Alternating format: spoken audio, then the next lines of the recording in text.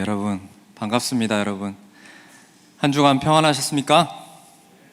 네, 오랜만에 뵙는 분들도 있고 너무 좋네요. 이렇게 함께 예배 드릴 수 있어서 너무 좋습니다. 옆 사람들과 우리 한번 인사해 보죠.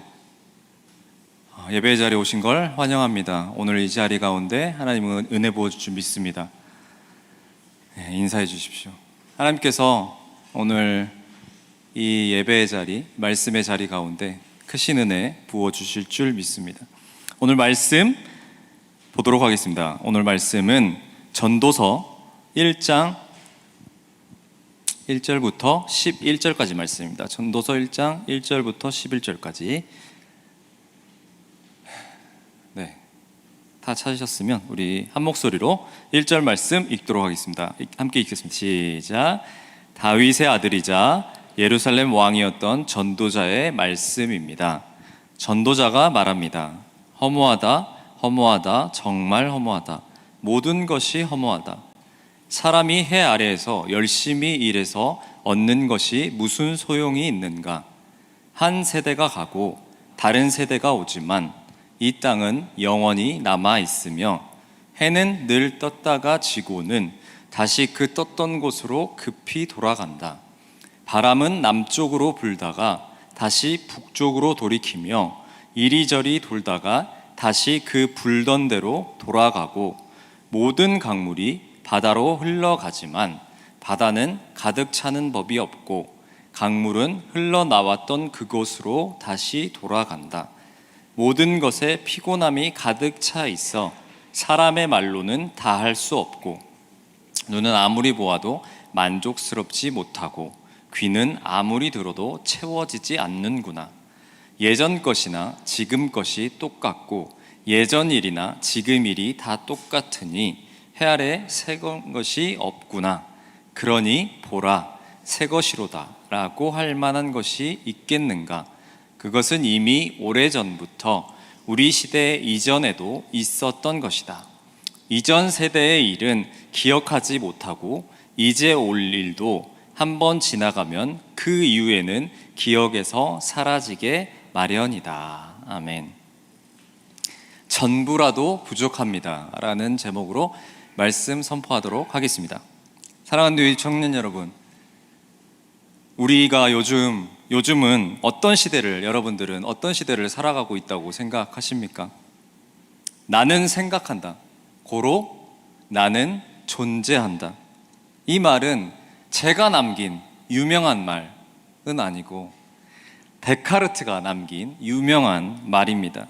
그런데 여러분, 데카르트가 이 같은 말을 남긴 이유가 있었습니다. 데카르트가 살던 시대는 당시 수천 년간 믿어왔던 천동설이 깨어지고 과학혁명이 일어나면서 사람들이 진리라고 믿었던 것들이 산산조각 나던 시대였습니다. 그래서 데카르트는 생각했습니다. 지금 내가 진리라고 믿고 있는 것들이 나중에 다 가짜로 밝혀지면 어떡하나. 가장 확실하고 절대적인 단 하나의 진리를 찾기 전까지는 세상 모든 것을 다 가짜라고 의심해 보겠다. 그래 데카르트는 자신의 눈에 보이는 것들도 다 의심하고 1 플러스 1이 2라는 수학 공식도 악마가 나를 속이는 것이다 라고 생각하며 바다까지 의심하고 또 의심했다고 합니다. 그런데 그렇게 모든 것을 다 부정한 끝에 도저히 의심할 수 없는 단 하나의 팩트를 발견했습니다. 그것은 이렇게 모든 것을 의심하고 있는 지금, 적어도 의심하고 있는 나라는 존재 자체는 진짜구나 라는 것을 깨닫게 됩니다. 그렇게 탄생한 위대한 고백이 바로 나는 생각한다, 고로 나는 존재한다 였습니다. 자, 그런데 포스트 모던 시대를 살아가는 이 시대 학자들 역시 이렇게 말하고 있습니다. 나는 의심한다, 고로 나는 존재한다. 요즘 우리 세대는 무작정 무언가를 믿는 그러한 세대가 아닙니다. 누군가 권위를 내세우며 이것이 정답이다 라고 말을 해도 일단 의심부터 하고 스스로 납득이 되어야만 받아들이는 아주 똑똑한 세대입니다. 미국 청년들을 대상으로 설문조사를 했는데 고등학교 때까지 교회를 잘 다니던 학생들 중 무려 70%가 대학에 입학하자마자 교회를 떠난다고 합니다. 그래서 왜 교회를 떠났는지 물었더니 33%가 교회는 의심하는 사람들을 환영하지 않기 때문입니다 라고 답했다고 합니다. 저는 이 내용을 듣고 충격을 받았습니다. 목사로서 말씀을 전할 때 하나님의 말씀은 그 자체로 너무나 완벽한 진리이기 때문에 그저 여러분이 아멘 하고 믿는 것이, 그렇게 믿게 하는 것이 제 역할입니다. 그래서 때로는 이 분명한 진리를 굳이 구구절절하게 이렇게 설명하고 설득해야 하나, 그냥 선포하면 되는 거 아닌가 라는 생각을 할 때가 있습니다. 하지만 여러분, 만약 여러분의 질문과 의심에 제가 대답하고 설명하는 이 과정이 여러분이 하나님을 더 깊이 알아가는 통로가 된다면, 마음에 잡히지 않던 한 사람, 그 단 한 사람이라도 진짜 진리이신 하나님 앞에 올바르게 설 수만 있다면, 저는 목사로서 밤을 새워서라도 말씀을 더 연구하고 열심히 준비해야겠다는 그런 생각을 갖게 되었습니다. 사랑하는 여러분, 저는 이런 다짐으로 오늘 이 자리에 섰는데, 오늘 이 전도서의 말씀을 듣는 여러분들은 어떤 자세로 이 자리에 앉아 있어야 할까요?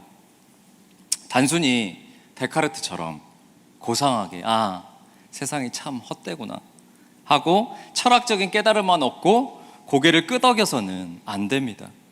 가짜가 너무 많은 이 세상에서 내 청춘을 던질, 내 청춘을 바칠 진짜 진리가 무엇인지 우리는 반드시 깨달아야 하는 것입니다.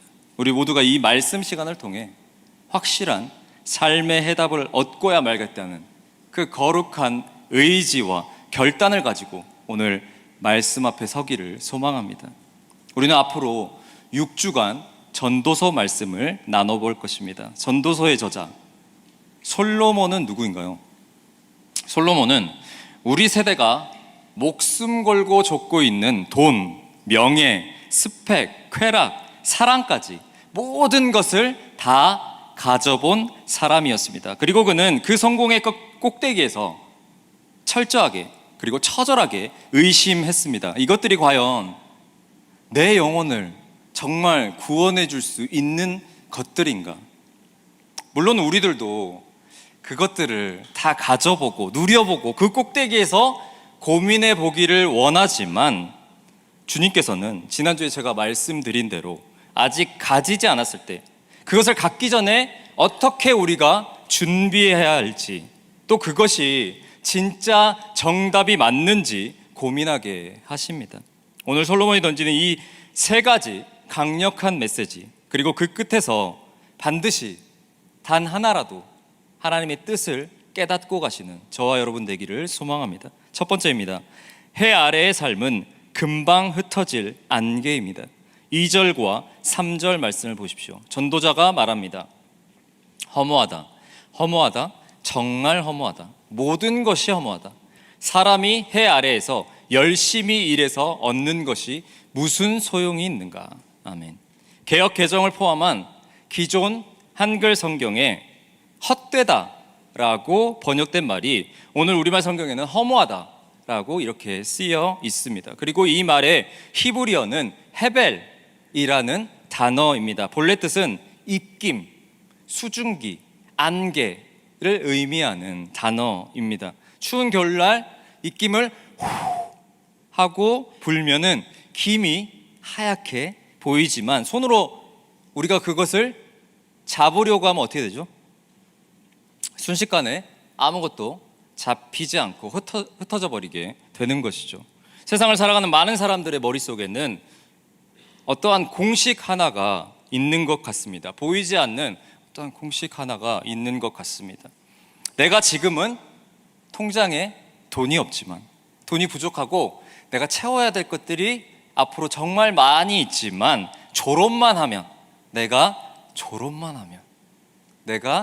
취직만 하면, 내가 좋은 가정만 이룬다면, 내 연봉이 오르기만 한다면 기다려봐, 내 인생 바뀔 거야. 난 새로운 삶으로 행복하게 살 수 있을 거야.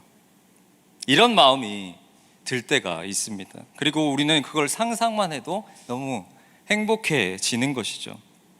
그런데 그 모든 것을 다 이뤄본 오늘 본문에 나오는 저자 솔로몬이 우리에게 말하는 것이 있습니다. 여러분, 내가 그 길에 끝까지 가봤는데 거기 아무것도 없습니다. 그거 다 헤벨, 즉 안개와 같은 것들입니다. 입김과 같은 것들입니다 라고 말씀하고 있는 것입니다. 여기서 우리는 아주 현실적이고 예리한 질문을 해봐야 합니다. 아니, 안개와 입김이 금방 사라지는 건 사실이고 맞는 얘기인데 그게 꼭 나쁜 것일까요? 라는 생각을 해볼 수 있는 것이죠. 어차피 우리 인생도 짧은데 그 짧은 인생 동안 돈도 좀 팍팍 써보고 좋은 차도 타보고 화려한 삶을 좀 살아보는 건 어떤가요? 나는 뭐 좋은 직장과 가정, 장밋빛 인생을 꿈도 꾸지 말라는 그런 설교를 하시려는 건가요? 이렇게 생각해 볼 수 있는 것이죠. 그런데 여러분, 솔로몬이 세상의 모든 것을 가리켜 안개와 같다고 말한 진짜 의도는 돈도 필요 없고 직장도 필요 없고 연애도 다 필요 없다, 무가치하다 라고 세상의 것들을 깎아내리는 것이 아닙니다. 여러분, 하나님이 창조하신 이 세상의 것들은 나쁜 것이 절대로 아닙니다. 잠시 피었다 지는 꽃을 누가 아름답지 않다고 말할 수 있으며 아침에만 잠시 머무는 아침 안개 역시 우리는 하찮은 것이다 말할 수 없습니다. 그렇다면 솔로몬이 진짜 말하고 싶은 것은 무엇일까요? 솔로몬의 진짜 경고는 잠시 머물다가는 그 안개와 같은 것들에 내 영혼의 무게를 통째로 맡기지 말라라고 경고하고 있는 것입니다. 안개는 그냥 잠시 바라보고 즐기면 되는 것입니다. 그런데 만약 우리가 그 금방 흩어져 버리는 그 안개에 내 인생의 닻을 내리려고 한다면, 그 인생을 맡기려 한다면 이것이 나를 영원히 지켜줄 거야. 이 돈만 있다면, 이 사람만 내 곁에 있다면, 이 직업만 갖고 있으면 내 인생은 완벽하게 구원받을 거야 라고 나도 모르게 그것에 기대고 빠져버리게 된다면 어떻게 될까요?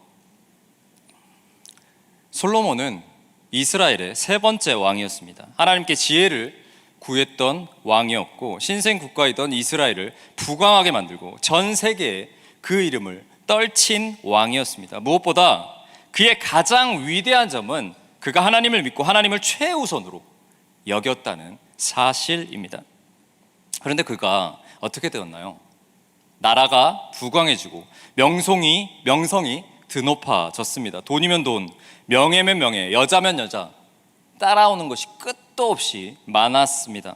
그런데 그가 그것을 누릴 때 미처 생각하지 못했던 것이 있었습니다. 세상의 성공, 스펙, 돈, 사랑, 하나님이 이 땅에서 누리라고 주신 선물들을 가졌을 때에 그것이 결국에는 사라질, 흩어져 버릴 안개라는 것을 당시에는 미처 깨닫지 못했던 것이죠. 유한한 것에서 무한한 만족을 기대하는 순간 인간은 가지면 가질수록 목이 마르는 허물을 경험하게 되는 것입니다. 우리들은 때로 결핍 때문에 눈물을 흘립니다. 돈도 좀 더 있어 보고 싶고 체력도 지혜도 필요할 때가 있는 것이죠. 난 왜 이게 없을까? 나는 왜 이러한 가정에서 태어났나? 나에게는 이게 없고 이게 부족해서 불만족스러운 게 한두 가지가 아닙니다. 그러나 솔로몬은 그 모든 것을, 우리가 갖고 싶어하는 그 모든 것을 가져보고 나서도 여전히 채워지지 않는 허무함 때문에 울었습니다. 놀랍게도 모든 것을 다 가져도 여전히 부족했던 것입니다. 여러분, 오늘 솔로몬의 말을 기억하십시오. 흩어질 안개는 그 아름다움을 우리가 잠시 바라보고 즐길 것이지 우리의 영혼의 무게를 기댈 것이 절대로 아닙니다. 이것은 결코 우리를 구원하는 것이 되지 못합니다. 흩어 없어질 안개와 같은 것들에 내 영혼을 맡기지 않는 저와 여러분 되기를 축복합니다. 두 번째입니다. 해 아래의 삶은 끝없이 피곤한 쳇바퀴입니다. 본문 8절 말씀입니다. 모든 것에 피곤함이 가득 차 있어 사람의 말로는 다 할 수 없고 눈은 아무리 보아도 만족스럽지 못하고 귀는 아무리 들어도 채워지지 않는구나.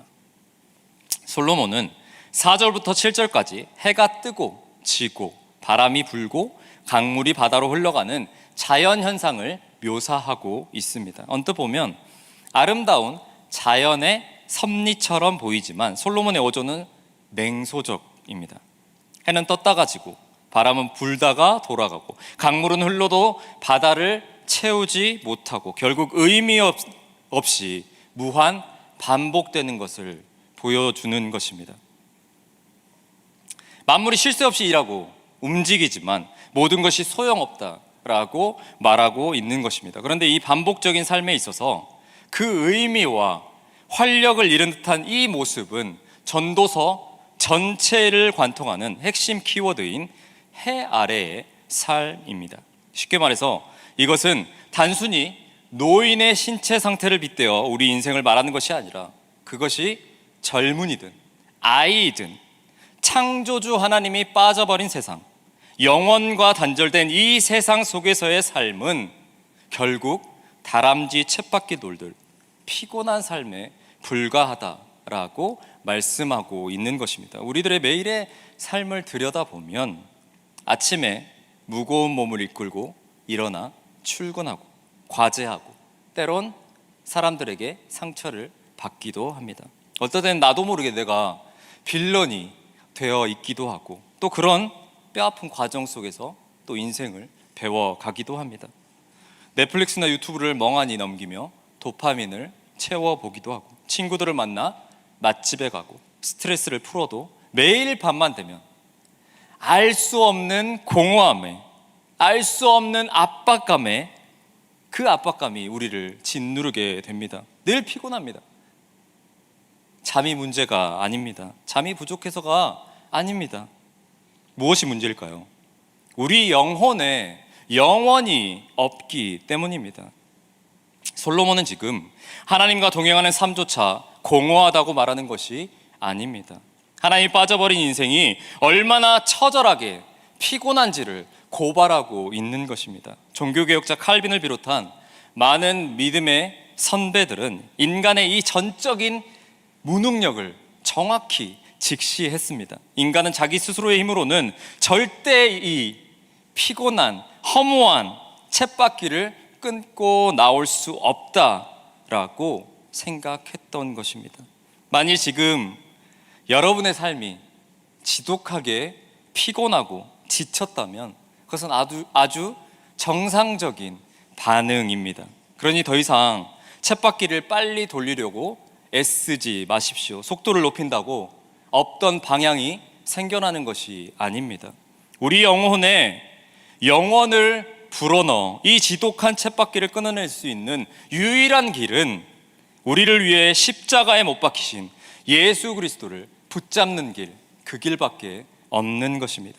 솔로몬이 이토록 해 아래에 피곤하고 허무한 인생을 강조했던 이유는 우리가 누구의 편에 서야 하는지, 우리의 인생의 닻을 누구에게 던져야 하는지 가장 역설적으로 그리고 정확하게 알려주기 위함이었습니다. 그러므로 여러분, 예수님을 붙잡으십시오. 예수님만이 여러분을 살리십니다. 주님만이 여러분의 구주시고 주님만이 여러분을 영원한 길로, 영원의 길로 인도하시는 유일한 분이심을 믿으시는 저와 여러분 되기를 소망합니다. 마지막 세 번째입니다. 해 위의 삶은 영원히 기록되는 기록입니다. 11절 말씀입니다. 이전 세대의 일은 기억하지 못하고 이제 올 일도 한 번 지나가면 그 이후에는 기억에서 사라지게 마련이다. 아멘. 저는 이 말씀에 굉장히 깊은 감명을 받았습니다. 여러분, 우리가 왜 인스타그램 같은 거를 자주 할까요? 인스타그램에다가 사진도 올리고 업로드를 왜 이렇게 자주 하는 것일까요? 제 경우를 생각해 보니까 이것은 제 경우입니다. 저는 친구들에게 내가 이렇게 살아가고 있다, 내가 이렇게 잘 살아가고 있다 라는 것을 알려주고 싶고, 한국에 있어서 만나지 못한 지인들에게 잊혀지고 싶지 않아서 그래서 사진을 올리고 업로드를 하는 것 같습니다. 여러분, 누구에게 여러분은 영원히 기억되고 싶으십니까? 혹 여러분의 첫사랑에게 영원히 기억되고 싶으십니까? 저도 생각해 보았습니다. 첫사랑은 아니고요, 제가 여러분에게 영원히 기억되고 싶은 목사일까 생각을 해봤습니다. 네, 그러고 싶더라고요. 그런데 솔로몬이 아주 이것을 정확히 보았습니다. 여러분, 다 소용없습니다. 아무도 여러분을 기억하지 못한다라는 것입니다. 여러분은 이곳 시애틀 지역에 100여 년 전에 이곳 시애틀 지역에서 가장 부자였던 사람, 가장 부자인 사람의 이름을 알고 계십니까? 그 100여 년 전에 제일 똑똑했던 청년의 얼굴이 어디에 저장되어 있는지 알고 계십니까? 아무도 모르겠죠. 세상은 우리의 수고와 땀을 결국 잊어버립니다. 그렇다면 우리들의 이 젊은 날의 청춘들, 잠을 줄여가며 흘리는 땀방울과 열심히 살아가는 오늘 하루가 다 헛되고 의미 없는 그러한 삶이다라고 말하는 걸까요? 그게 결론일까요? 오늘 설교에? 아닙니다. 여러분, 결코 아닙니다. 복음의 결론은 허무주의가 아닙니다. 우리의 인생이 해 아래 세상에만 머물면 아무도 기억하지 않는 헛된 입김으로 끝나지만, 우리의 일상과 청춘을 해 위에 계신 하나님께 맡겨드릴 때 우리의 인생은 영원히 기록되는 것입니다. 세상은 여러분의 사진을 보며 연봉과 스펙, 팔로워 수만 기억하려 하지만 우리 하나님은 다릅니다.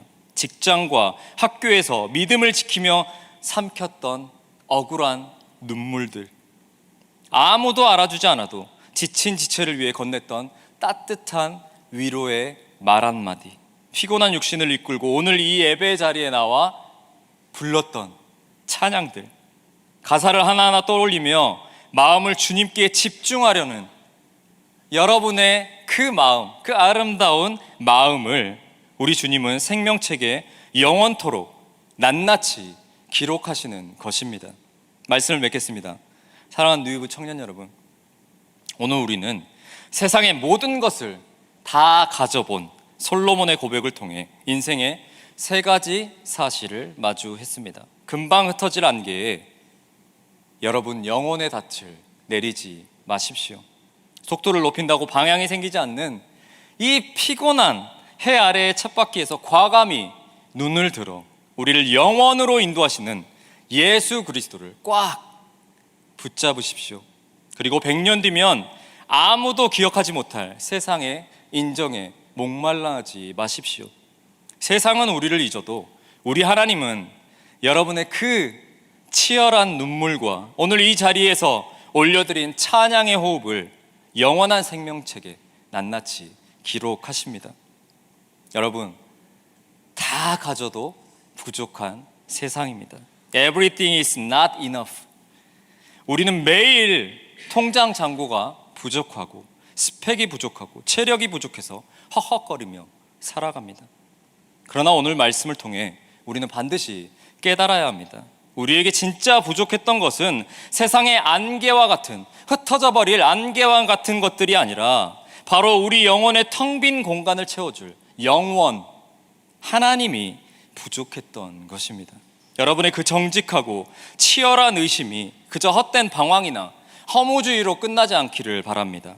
데카르트가 모든 것을 의심한 끝에 도저히 흔들리지 않는 자신의 존재를 발견했던 것처럼 여러분의 그 뼈저린 고민과 의심의 끝에서 절대로 흔들리지 않는 진짜 진리이신 예수 그리스도를 온전히 만나시기를 소망합니다. 오늘 예배당 문을 나설 때에 여러분의 어깨를 짓누르던 그 피곤한 세상의 짐과 불안을 십자가 앞에 다 내려놓으십시오. 그리고 해 아래에 헛된 쳇바퀴가 아니라 나를 영원히 기억해 주시는 해 위에 하나님을 향해 가장 지혜롭고 당당하게 걸어가는, 그래서 이번 한 주 하나님과 동행하는 우리 모두가 되기를 주님의 이름으로 축복합니다. 기도하겠습니다. 하나님 아버지, 감사드립니다. 안개처럼 흩어져 버릴 세상의 것들에 끝없는 쳇바퀴 속에서 지쳐가는 우리의 모습을 돌아봅니다. 이제는 우리의 시선을 들어 해 위에 계신 영원하신 주님만 바라보게 하옵소서. 다 가져도 늘 부족한 이 세상 속에서 우리의 유일하고 참된 만족이 되시는 예수 그리스도만을 굳게 붙잡게 하옵소서. 세상은 우리를 잊어도 주님은 우리를 영원히 기억하심을 믿고 십자가 앞에 모든 불안을 내려놓은 채 당당하고 지혜롭게 나아가는 모든 뉴에이브 청년들 되게 하옵소서. 우리의 영원한 소망이 되시는 예수님의 이름으로 기도드립니다. 아멘.